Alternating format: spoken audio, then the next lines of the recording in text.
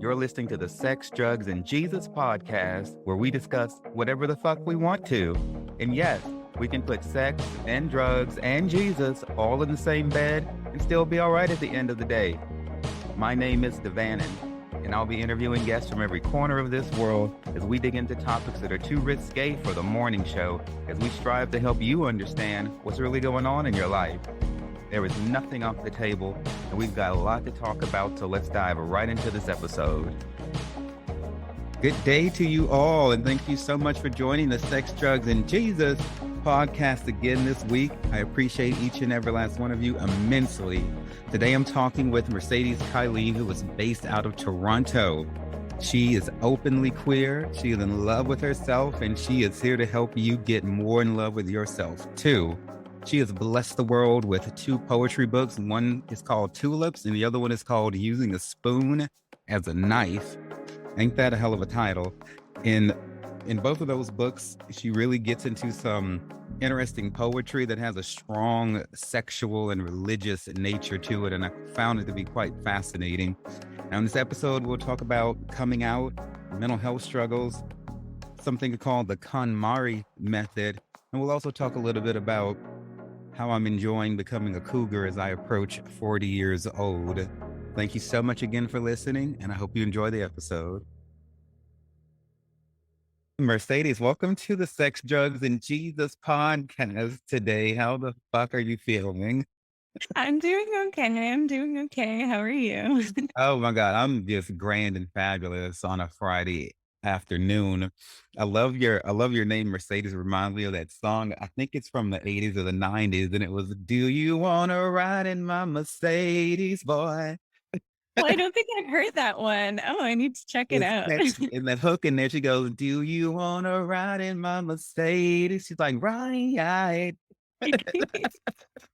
I'll have to look that one up after. Bro, you got your whole song out there. I don't even know. Yeah. Well, now you know. That's your homework. Exactly. All right, so I'm super excited today to be talking with you. You have such youthful energy and a strong literary angle that you're bringing to the table. Of course, you have your 2 fabulous poetry books, Using a Spoon as a Knife and Tulips.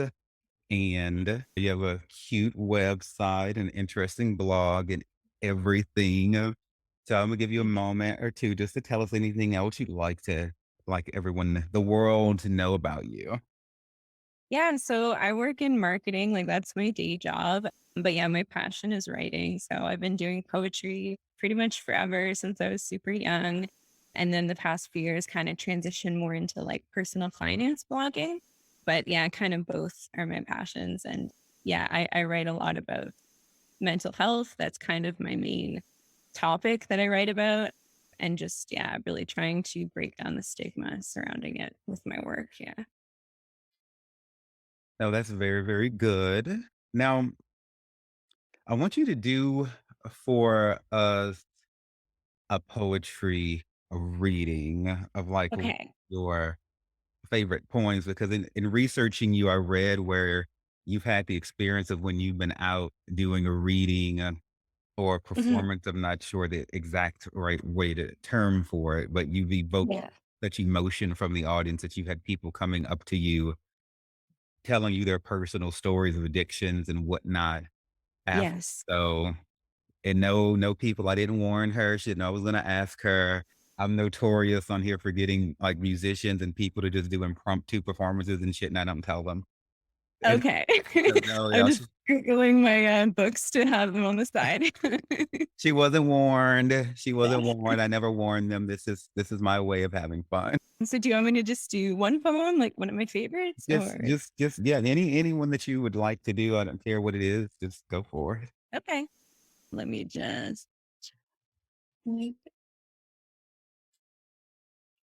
So this one is from Tulips, and it's called Oral Fixation. Swallow medication, brush teeth, eat, smoke a Belmont, chew gum, put on lipstick, bite your lip all day, smoke another Belmont, eat, smoke, chew, kiss, blow, smoke, chew, swallow medication, brush teeth. So that's probably one of the, yeah, it's more dear to my heart. Thank you. Applause, applause, applause. You know, we snap our fingers like they do in the speakeasies and stuff. Exactly. Perfect. So much for that rendition. I noticed that there is a strong sexual theme Hey, in your writings and yes. such. Why might that be? I just feel like I'm just a very sex positive person. I think it's definitely like a part of my identity and something, love to talk about. Yeah, like I know like with your podcast, from what I've read, like it's very like talking about taboo topics. So that's kind of what I aim to do with my writing, is kind of talk about things that sometimes people don't want to talk about, including mental health or sexuality or things like that. And how do you identify sexually, gender? Yeah, I'm queer. So I use either queer or bisexual, kind of whatever feels better on any given day. But yeah, I like the term queer. Yeah. Do you identify as like what gender? I identify as like she, her, as a woman. Yeah. Yeah. Yeah, I can feel you on like how it feels on that day. I like to be all the letters, LGBTQIA. We'll have them all Yeah. at LPXYZ by the time we're done. Yes. And or like how God says in the Hebrew Bible when Moses asked him what his name is, the Lord told Mhm. him, I am that I am. You That's me. I know, you am that I trying am. to put me in a box, Moses, and get a Yes. I love it. but you know, the days, we feel a little different. I was taking out with my boyfriend in north of Yeah. Atlanta, his hometown, like a week or two ago, and I met some of his childhood friends for the first time, though we've been together almost 3 years. Okay. And one of them, he meets me, and I'm fucking with him, and I'm like, he's all like calling me like sir or something like that because I'm a cougar. My boyfriend's like 24, and all his friends are like in I think the low to mid Okay. 20s, and I was just getting my jolly life, just all that young masculine energy. And Yes. so I'm a total succubus. And I was like, "No, call me ma'am." And he couldn't like it didn't click in his head, and he just kept like like Yeah. I'm all like, "Not today. My eyebrows are waxed perfectly. I just left the salon and everything like that. No, today he is a I sh." love it. I love it. And so, how do you feel about the way we can, choose to identify and everything? A person might want to feel like a man today, like a woman tomorrow. Maybe Yeah. they want to be non-binary today, and maybe they might, get a sex change. Is this a confused thing, or is it good that we're able to explore? What do you think? I think it's a beautiful thing. Yeah, like that fluidity. Yeah, I think it's a great thing. Like if more people feel more comfortable to be more fluid in, their sexuality or their gender identity, I think that's only a good thing. Yeah, we shouldn't have to put people in boxes, you feel different day to day and your identities can change too. Yeah. Hmm. Absolutely. And there's people out there who are never going to accept that, and that's okay.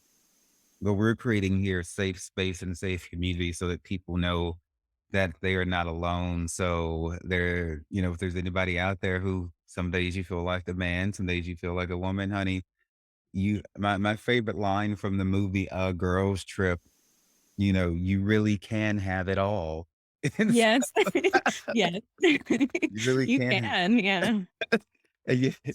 did you say amen? Not really. Oh wow.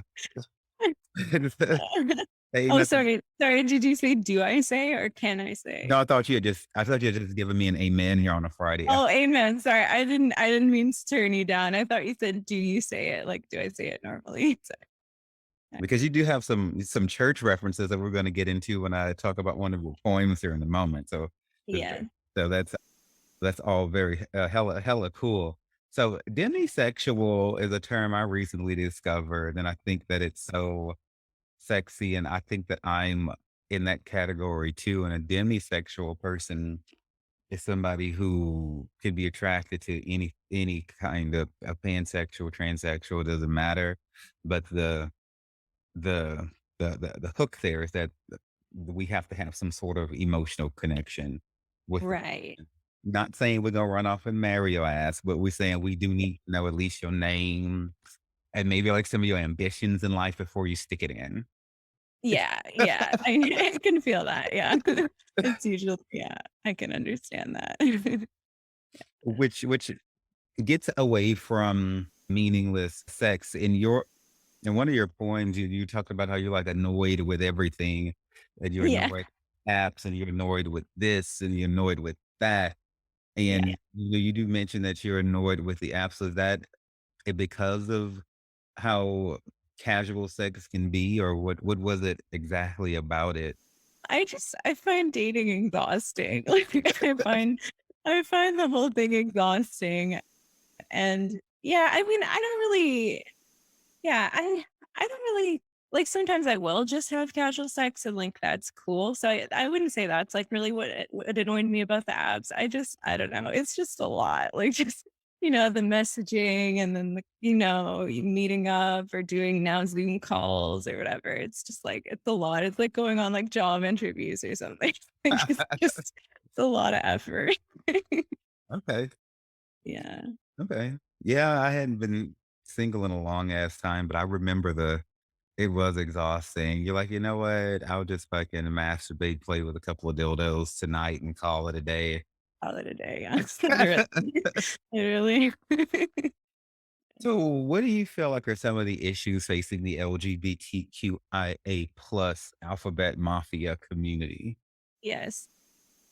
Something that I've experienced a little bit is like kind of like bi erasure or like femme erasure with like people just because I present as more as like a femme like woman, people kind of assume that I'm straight. So like even when I've gone to LGBT plus plus events, people will just be like, "Oh, are you like an ally or something?" And I'm like, "No, I'm not an ally. Like I'm super gay." But it's just like I do encounter that a little bit with it presenting more as like a traditionally feminine kind of presentation. Yeah. That's interesting. Well, so does it make you feel like bad or offended? Like, how do you feel about that though? Yeah, it just I don't know. There's so many different ways to be queer or to be a part of the LGBT plus community. So it just can be a little frustrating. Like when people will just like assume that I'm straight just because I like lipstick or something, But yeah, it can just be a little frustrating. I've definitely had a hard time. Like with the mental health stuff, like I have a lot of social anxiety. So it can be I've found it kind of hard to like find that community like after coming out.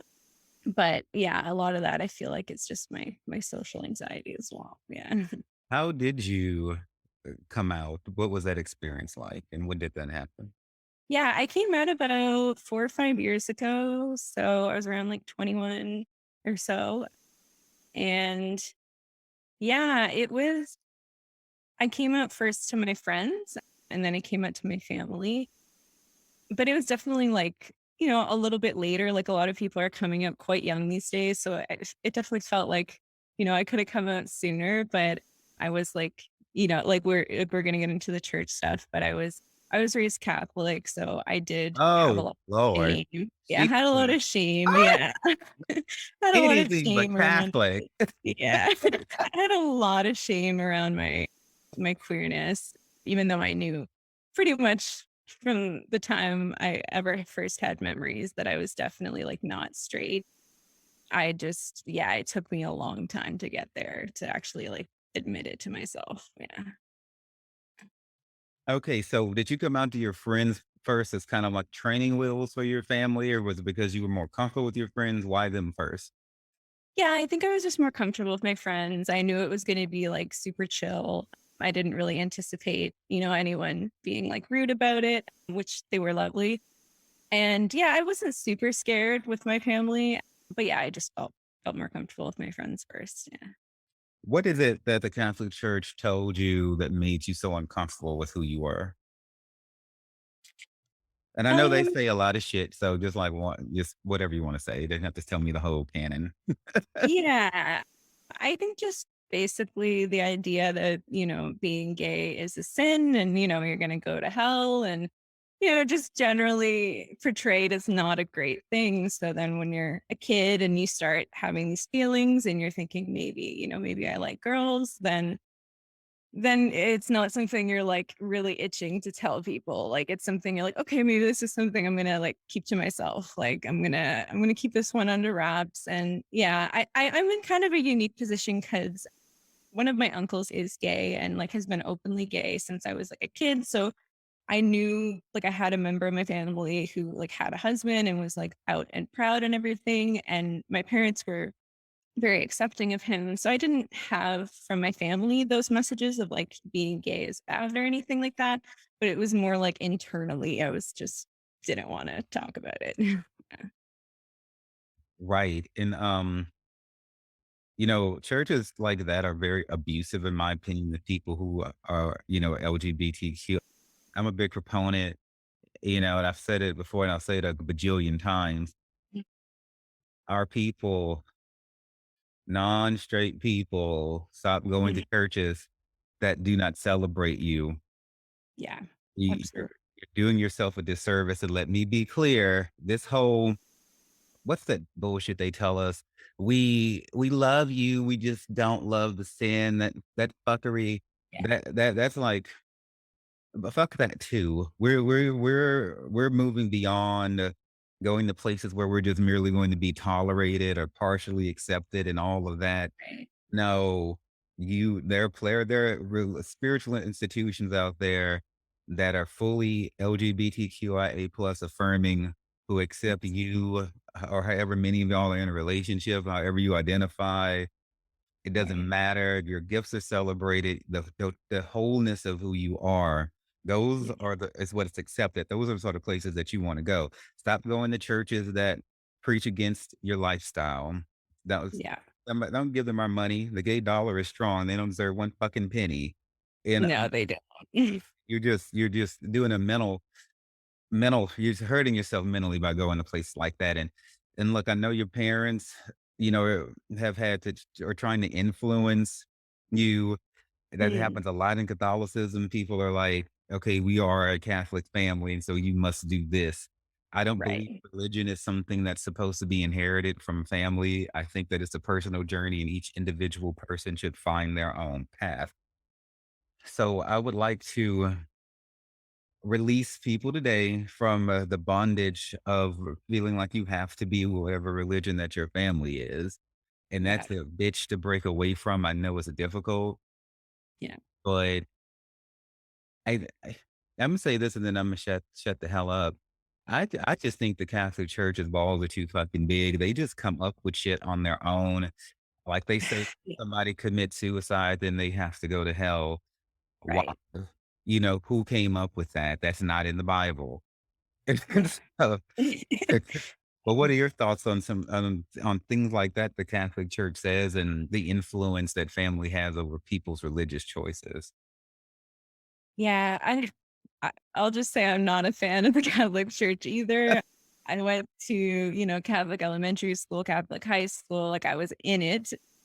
So yeah, it's not something, I mean, if someone really feels called and is like, the core values, they're able to bring that into their lives and be loving people, like, you do you, but it's not something I would ever, yeah, want to support myself after having been in it for so long.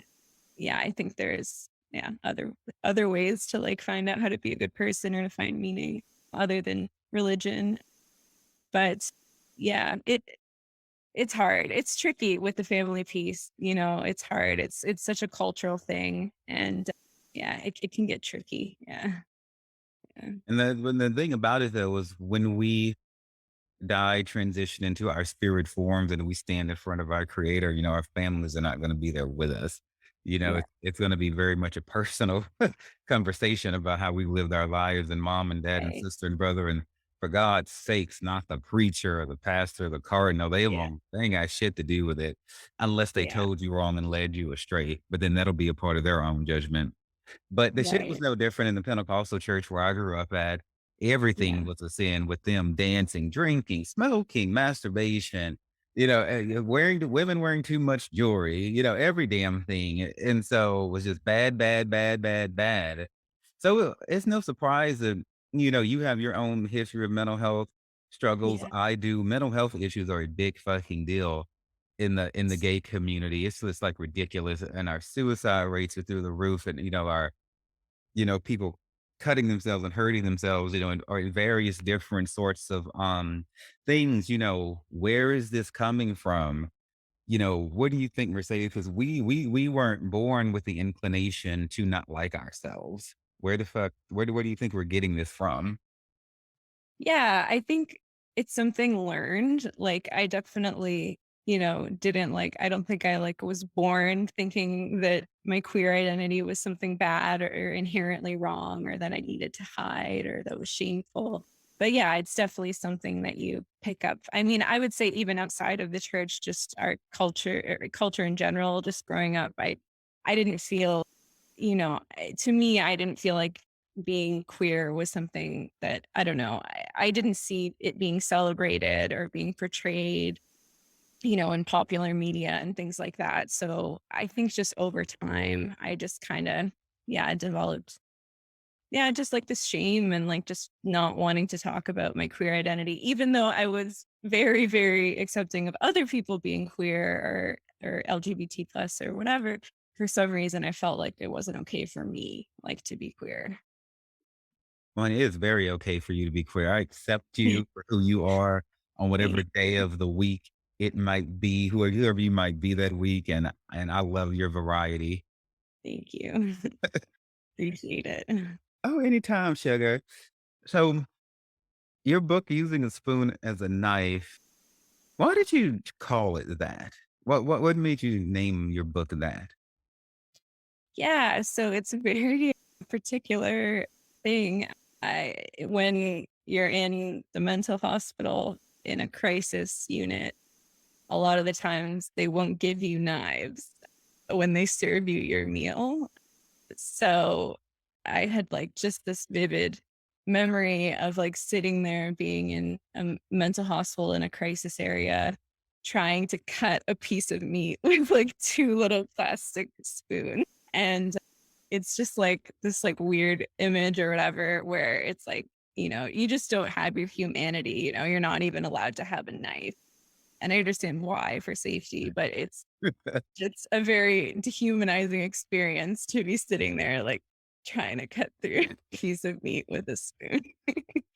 Oh yeah, I've been in a couple of those mental hospitals myself. No Yeah, shoestrings allowed, making macaroni art, that type of shit. exactly. But tell me, what led you to the mental hospital? How many times have you been in one? A lot. I'd say like Okay. 20, 30 plus times. Yeah, a lot. Fuck. A Okay, well, that lot. that blows my 2 or 3 trips out the water. Yeah, it's been a journey.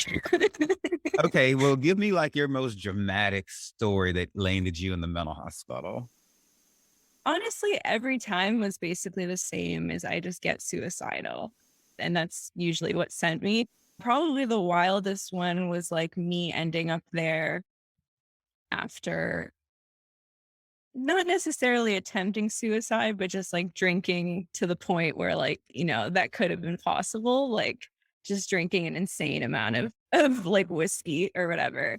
So just, like, being there and, just vomiting the whole time that I'm there and trying to talk to, like, the nurse or whatever, and I'm, like, having to run to the bathroom because I'm just, like, dying. That was probably one of the more wild times. Yeah. Yeah. You tried to pull an Amy Winehouse on us, girl. Yeah. Yeah, it wasn't good. It wasn't good. Oh my god, but I bet you felt so, like, thin and detoxed after all that vomiting. Oh my god, it was wild, and even after that, I didn't get sober, which is, like, insane, like, I literally almost died, and then it was like, "No, no, like, next weekend, let's do this again, like, let's let's drink again," like, it's wild. That's how it goes, Yeah. and so alcohol was your, as I guess we would say, drug of a choice. So no hard drugs for you or nothing like that.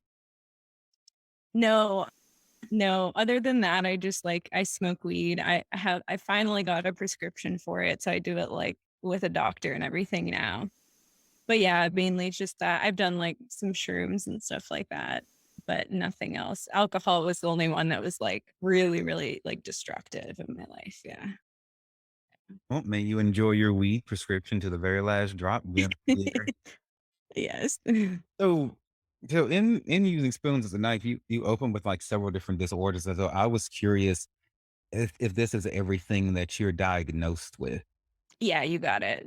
Okay, so let me read this to everyone because this is quite an impressive list. Oh So, no. Oh no. is that okay if I do that? That's fine. That's fine. So, well, yeah, I guess so because it's already published. And I put it in a book. Yeah.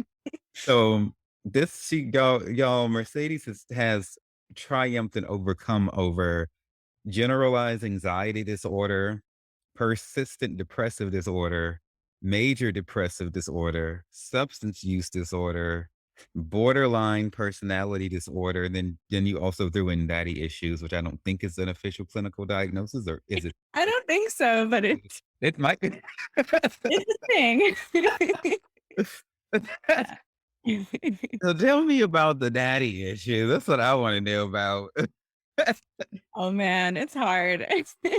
Um, yeah. So I don't know. I feel bad because like my dad and I are in a much better place now and are very close and, have gotten through a lot of stuff. But there was some, emotional abuse growing up, which was yeah, for my dad. And yeah, not something easy to deal with.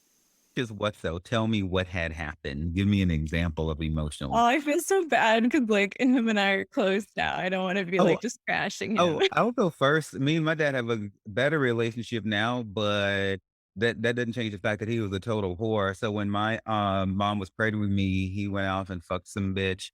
And then when Okay. I was in the 8th grade, he fucked some other bitch. And then he ended up in the mental hospital because he could, when it all came out and everything like that, it was all very dramatic. And he tried to turn it around, make it Yeah. make seem like it was my mom's fault.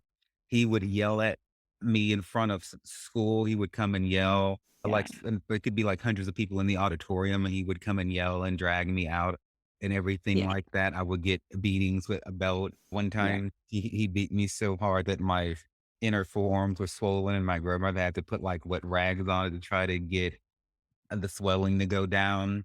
We're in a, and then we finally had a falling out one night.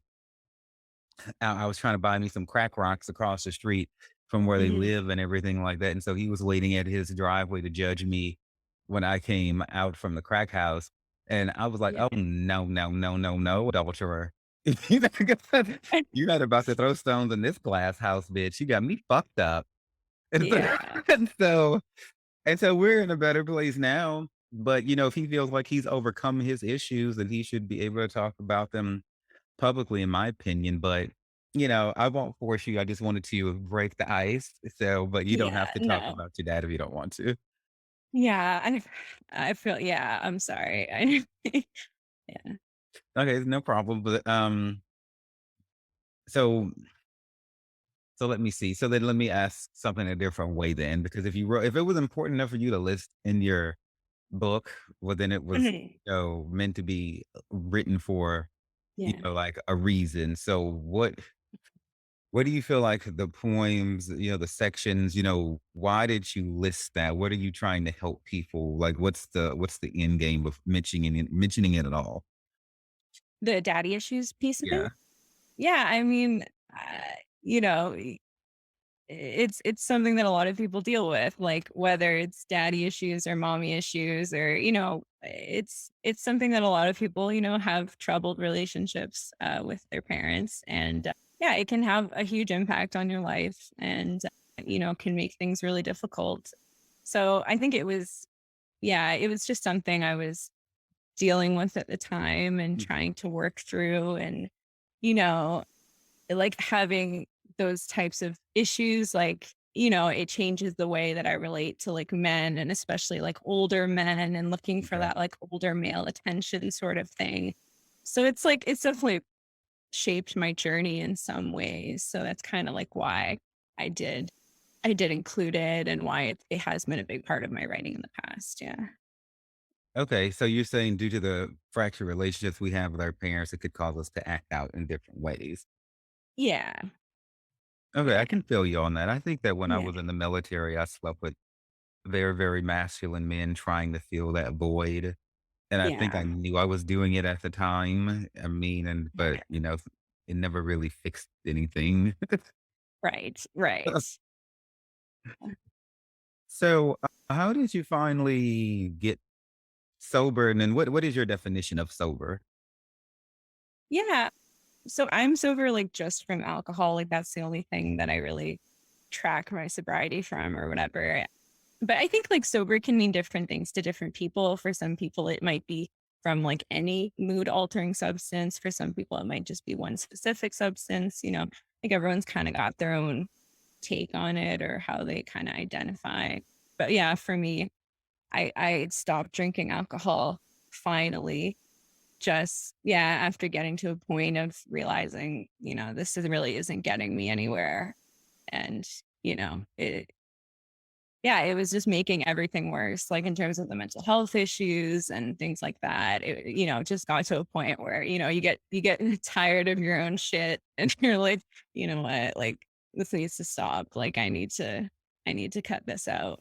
So I was, yeah, eventually able to get sober. I'm about 2.5 years sober now from alcohol, but So, yeah. did you do any sort of program? Did you do like a harm reduction, or did you do like a rational recovery, or did you just do it on your own? Or Yeah, the weird thing is for me, for the longest time, like all of the doctors in my life and all the mental health professionals were like, "Oh, you need to stop smoking weed. Like this is your problem." And nobody was concerned about the alcohol use because it was just kind of on the weekends and I'd be like blacking out on the weekends and stuff. But nobody was really concerned about the alcohol. They were like, "Oh, you're smoking weed," even though it was like to cope with like a lot of things. And so I was told like you need to quit weed, you need to quit weed. And then eventually, like once I got the weed like prescribed by a doctor and I'm like, okay, doing this methodically, then I'm like, okay, I don't actually think this is the problem in here. Like there's like, why am I blacking out every single weekend and doing this to myself and, getting myself into all these situations? And it's like, that's actually more destructive than anything. So it kind of took a while for me to be like, oh, okay, I need to like actually be focusing on this alcohol piece because this is not not helping anything. so, how did you focus on it? Did you start drinking less every week, or I quit cold turkey. I just quit. Yeah.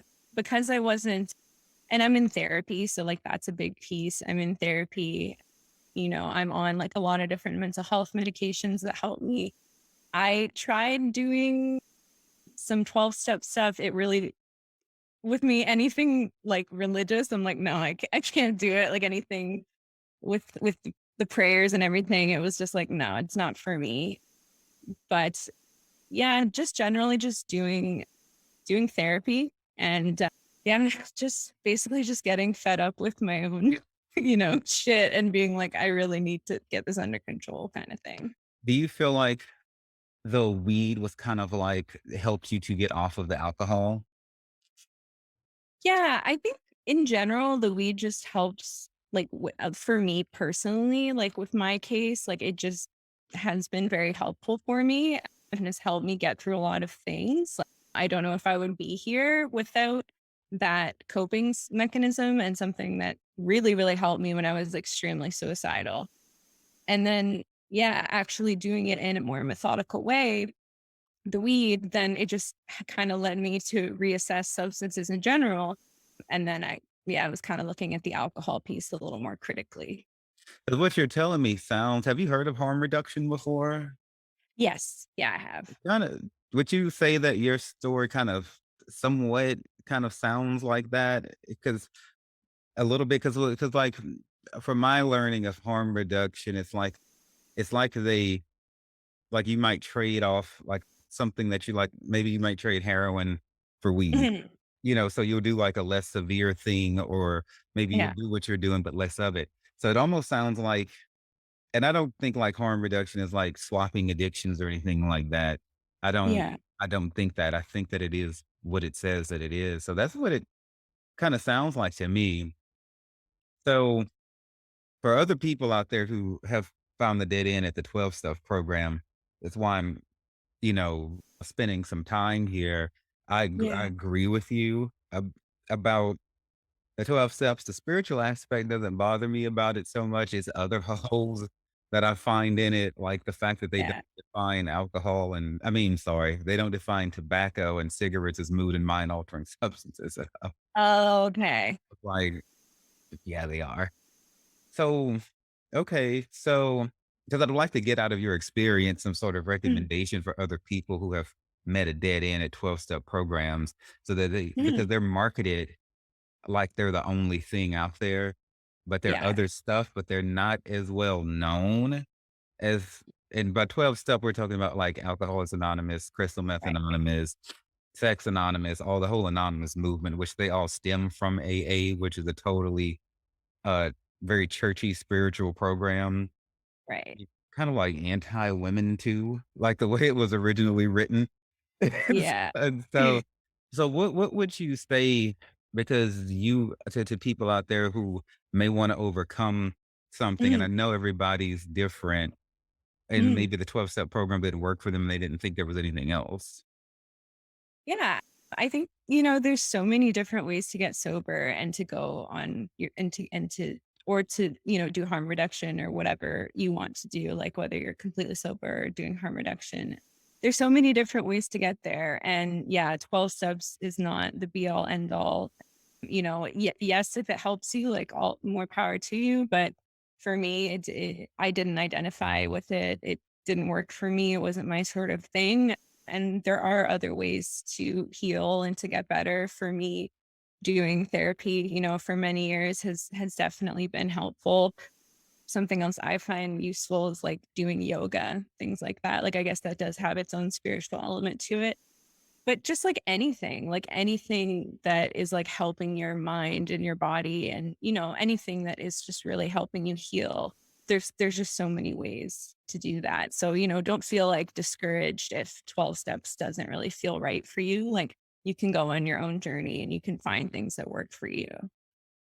In one of your blogs on your website, you mentioned the KonMari Yeah. uh, method that you use. So can you explain to us what that is and how it helped you? Yeah. So Marie Kondo, who wrote The Life-Changing Magic of Tidying Up, I read that book. I guess it would have been, I don't know, maybe 3 or 4 years ago. And before that, I was, like, such a hot mess, like, my if you looked in my room, you'd be like, "I don't know what's going on." I was, like it was just everything was, like, super messy and, like, chaotic and just not good. I had so much just stuff that I didn't need, and it's stressful, like, to be, like, living in an environment that's, like, super or it was for me, like, it was stressful to be in an environment that was, like, cluttered and, like, just it was hard for me to find something if I needed a document. So, eventually, I read her book and kinda went through her method, which is basically going through everything you own by category and then asking yourself with each, item, "Does this spark joy in my life?" And then if it does, you keep it, and if it doesn't, then you get rid of it. So I got rid of like a ton of like clothes, books, papers, just random things that were just cluttering like my space. And I was moving to an apartment, like a quite a small apartment. So I was like just trying to downsize everything. And it was like surprisingly, yeah, like literally life changing. Like I didn't think that the title would be like that true, but it was. Yeah, it was just, I wasn't ready for how helpful it was mentally, like, just to be living in, like, a nice, clean space where, like, I could get things if I needed a document, I knew where it was. And, yeah, it just really helped me, like, kinda streamline my whole life, and I found that it helped my mental health a lot in turn. When I read through it, it seemed like very rigid. Yeah. When I was Okay. researching it, it kind of reminded me, it kind of almost sounded like some sort of like rehabilitation program. It also kind of sounded like I was back in the military again Okay. because, she was getting into like folding clothes, and doing things and being very like not flexible about it. Like there really Right. isn't a lot of room in it for like your own twist to it. Yeah. Yeah. So it wasn't good for you. Like you weren't interested in it. Yeah. Oh, I just researched it when I was researching you. Okay. That Okay. that part of the military I still have with me. I'm very much like a Yeah. neat freak. I'm organized. Like I got shit where it's supposed to go. And if I don't, Right. they told me that in the military, if you're not using it, you can get rid of it. And so, Yeah. and so that's not clutter is not an issue for me, Right. not even the least. But everybody's different. Mhm. So did you feel like when you were throwing away something that didn't spark you, do you feel like maybe as you were clearing that out, you were clearing out emotional baggage as well? Yeah, probably. I mean, I think yeah, for me it was just really helpful, yeah, to just kind of yeah, I don't know. I guess just finding more space, like literally, and just, trying to keep things in my life that are really valuable to me and that bring meaning to me instead of just like buying a lot of stuff that isn't really important. And I think like I guess you could relate it to the process of like even like getting sober later on where you kind of like going through your life and even going through like relationships and being like does this relationship really bring meaning to my life? Like I don't know about you, when I got sober I was just kind of like, oh my god, like half these people in my life I don't even know if we have anything in common, like when we're not drunk. Like it was like, oh my god, like it was really wild. So I think like maybe there are some parallels to draw with that as well. So did you clear everything out at once or was it like a gradual process? It was a big thing. I did it all at once. I'm very like all or nothing. I like, yeah. Is that the way the KonMari method recommends to do it all at once? I can't remember if there's like a specific timeline, but the basic idea is that like you do this like purge or whatever. You like evaluate all of the items like that you own and you get rid of what doesn't spark joy. And then the idea is that then you never really have to do this again because you've done it, you've cleared yourself. And then when you are like purchasing a new item or like bringing something into your home, you're kind of a little bit more discerning of like, okay, is this actually important? Do I actually need this? Is this bringing meaning to me? Or can I like donate this or recycle this or, whatever. So I found like, yeah, it influenced like kind of how I felt about bringing stuff into my home as well. As we're talking about this, I think about like how they have the hoarders and stuff like that, Yeah. on TV and stuff, and when they try to take things from them, they break down and cry and throw like a whole fucking tantrum and Yeah. everything like that because they seem to have some sort of emotional attachment to that thing, or maybe Right. all that stuff is like maybe comforting to them on some level, and they really fucking hate to let it go. For sure. So I wonder, did you cry when you got rid of anything? No, I was just honestly, I was kind of like, I don't know how I let it get to this point. Like, I wasn't like a hoarder by any means, but it was just like a bunch of crap that I just didn't need, like clothes I didn't wear, like things I didn't use, like books I was never really going to read or reread. And it was just kind of like, I just felt like kind of like upset with myself. Like, I don't know why I bought all this crap. Like, this is just, I don't know. I was more like just more critical of myself when I was going through it. Did your space feel like void and empty when you cleared so much out, or did you feel like you could exhale? Yeah, definitely more like an exhale. Yeah, it was more like, "Oh, this is nice. Like this is good. And then yeah, like I found for me like when I don't have as much stuff, it's, obviously much easier to stay organized. So, I just find myself being much much more organized and like just more on top of things and yeah. Yeah, it seems like it would be So, like, energetically speaking, metaphysically speaking, Mm. feng shui, speaking, Yeah. and it seems to all be along a good vein of best practices to have more space in terms of like the living space, Yeah. than what you need rather than taking up all of the space. With Mm. everything, it's like being overextended in debt. You wouldn't want to use if you have $30,000 in available credit, you don't want to use $29,999.99. Yeah. so, so it's no different in our living space. We want to have some vacant room, it Right. feels better. And when you do that, then you can think better, you can create better, you have better Yeah. health, in my opinion. I think you sleep better. And in a deeper spiritual sector, there is the belief that like bad spirits and evil spirits can tend to congregate like in Oh, okay. clutter. Interesting. But then when you get to cleaning things out, then you get to banishing foul spirits that may have set up camp in your home because they like Okay. junk. They don't like clean spaces. Oh, interesting. Yeah. Never thought about it that way. Thing I would, it's just something I'd like to put forth. And so, Yeah. and so, so in terms of mental health advocacy, so you have your books, your blogs. Are there anything else that you're doing that we might need to know about?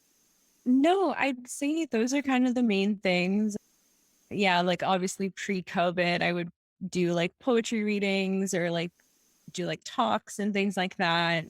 So I try to definitely focus on mental health like in those as well. But yeah, with COVID, not doing a ton of appearances, but but yeah. Hey, we will have our day in public again. Yeah, one day.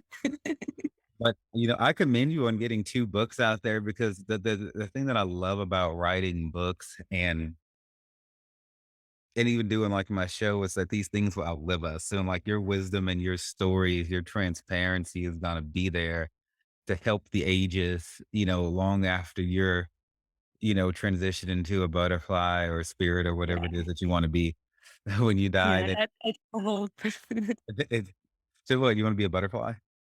oh, I'm a Oh, but yeah, that would be chill. That would be chill. oh no, you were saying like that hope is for your work to help people.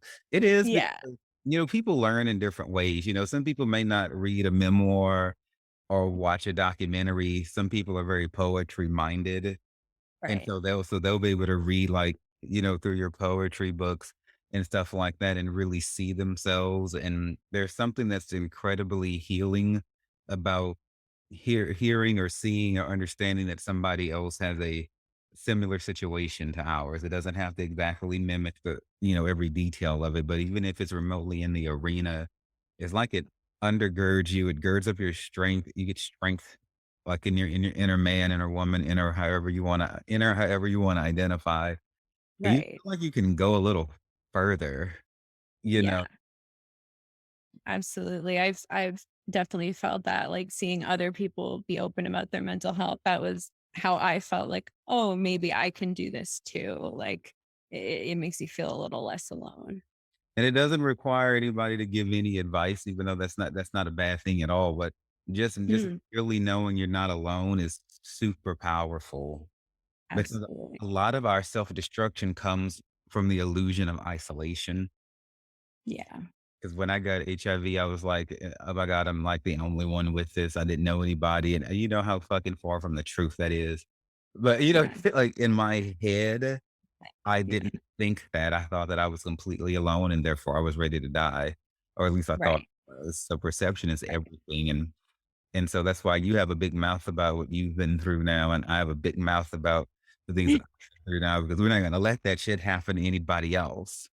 Exactly. So what Exactly. was so you were in the mental hospital all those times and everything. Was it the weed medication that finally got you to a point that you stopped going? Or when was the point that you knew, okay, you're not, you got a control on the drinking, but what about the suicide stopping? And, when did the trips to the mental hospital stop? Yeah, I mean, I'm not gonna lie, I was literally at the ER last week, but it was my first time in 3 years. So, like, in general, I had very much stabilized. But for me, a big transition was actually getting the borderline personality disorder diagnosis.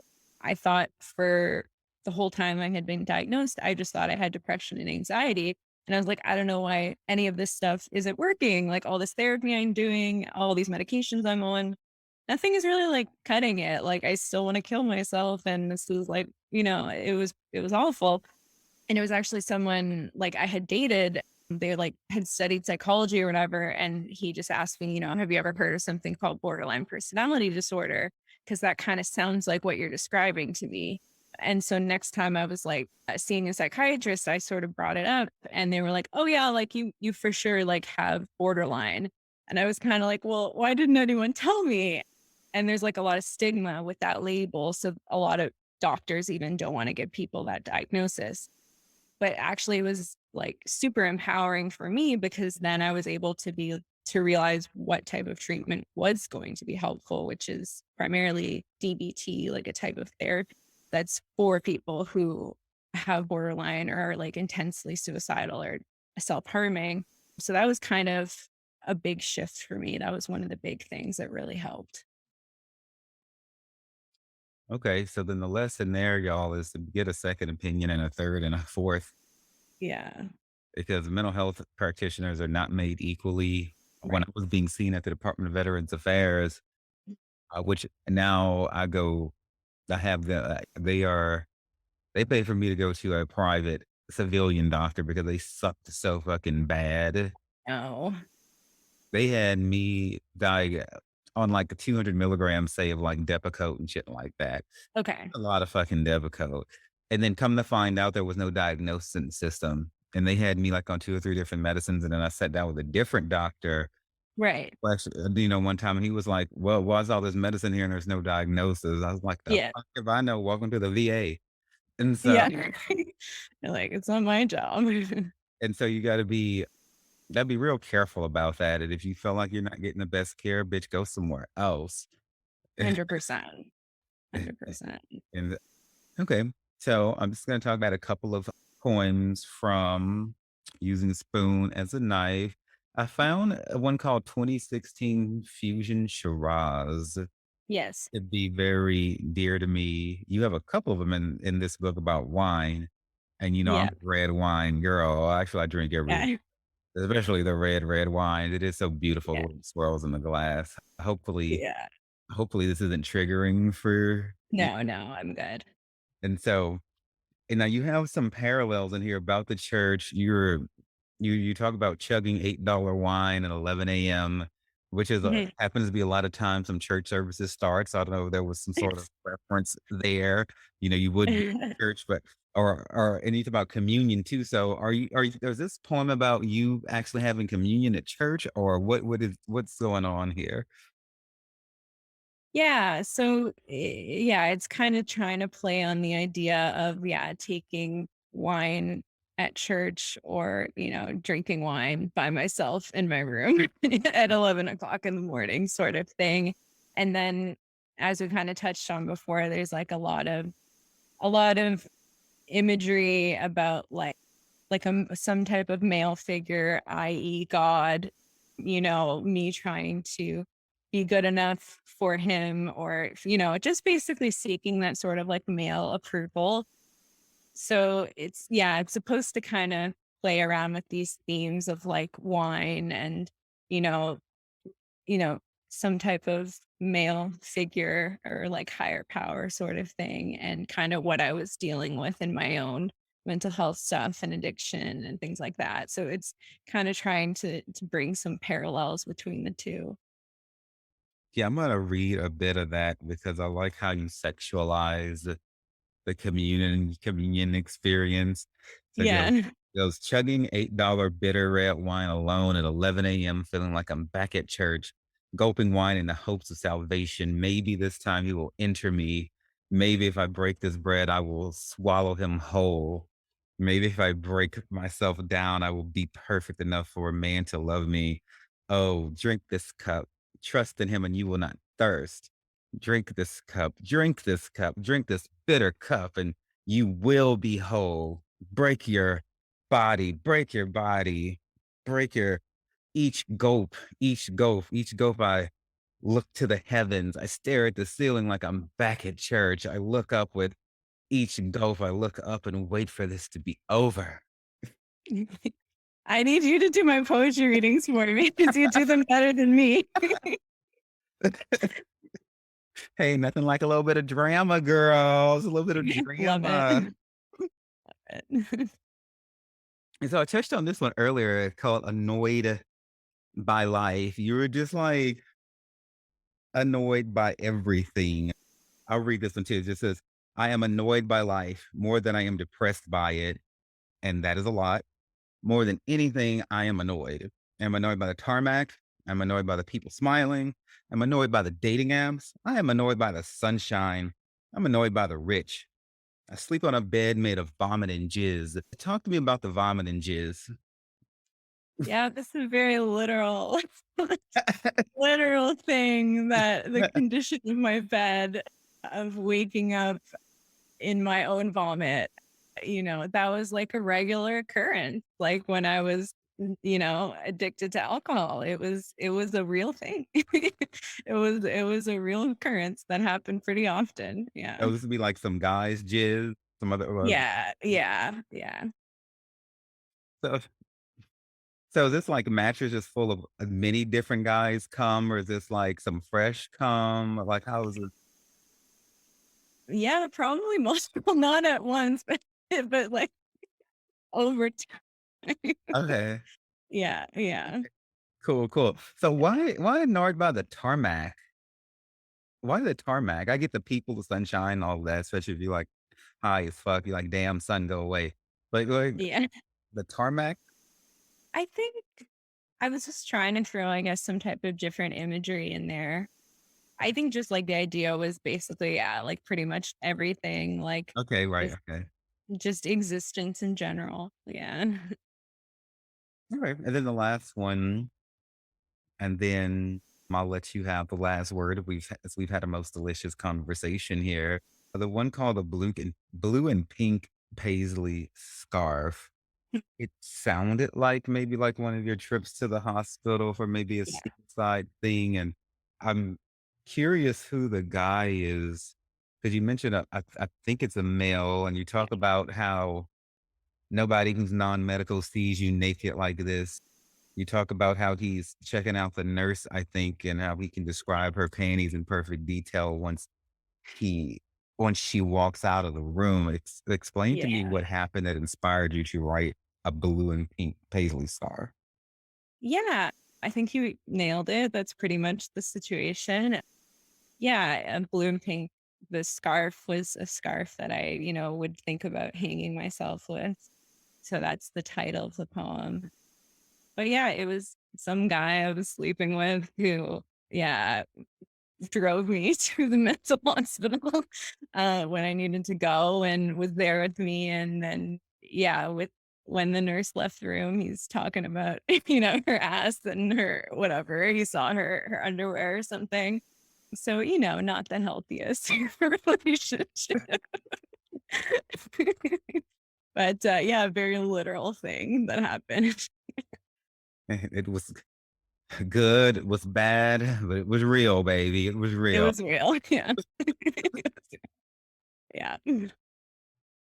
Okay, my dear, what advice would you give to the world? I'm gonna let you have our closing word here. I feel like we've had a delicious conversation. I feel like people will be helped by your transparency. God knows suicide is such a big issue in the alphabet mafia community, and I'm thankful you've written so much about yours. So what would you say to the globe upon which we live? Well, thank you for those kind words. Sure, sure. Um, I guess just to say that, healing is possible. And, even if you feel really like there isn't hope for you and, you're trying things and things aren't getting better, yeah, just healing is possible. Sobriety is possible, even when it feels like that could never be a thing for you.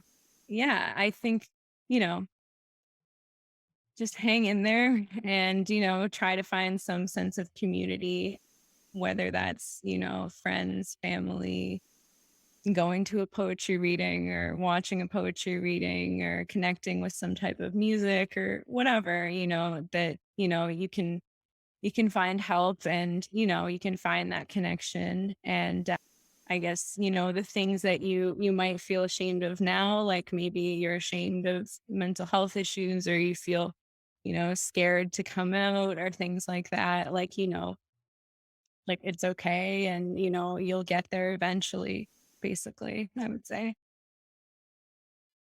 And I would say, well said, my dear. One thing I did want to put out that you mentioned sobriety reminded me. So, like, you said you were just in the mental hospital a couple of weeks ago, but it had been like 3 years. So, Mhm. in some circles, especially like say in the 12-step circle, they would consider that to be like some type of relapse. I Right. don't I don't agree with that at all. So I don't consider it like a weakness or anything like that because I don't think the whole point, like with somebody who's off of drugs, is to like never ever do them again. I think it's about knowing where you're strong, where you're weak, why you're weak, and having a plan in place and working on doing it. So if you went from, you know, basically getting your mail at the mental hospital to not, being there for 3 years, I think that's a great victory. I don't think that ending up back there is falling off the wagon or anything like that at all. Right. And so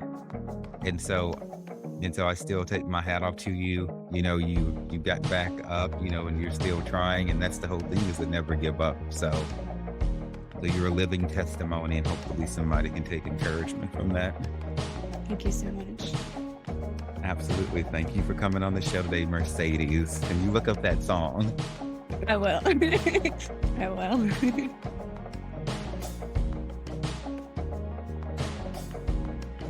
Thank you all so much for taking time to listen to the Sex, Drugs, and Jesus podcast. It really means everything to me. Look, if you love the show, you can find more information and resources at sexdrugsandjesus.com or wherever you listen to your podcast. Feel free to reach out to me directly at devannon@sexdrugsandjesus.com and on Twitter and Facebook as well. My name is Devannon, and it's been wonderful being your host today. And just remember that everything is going to be all right.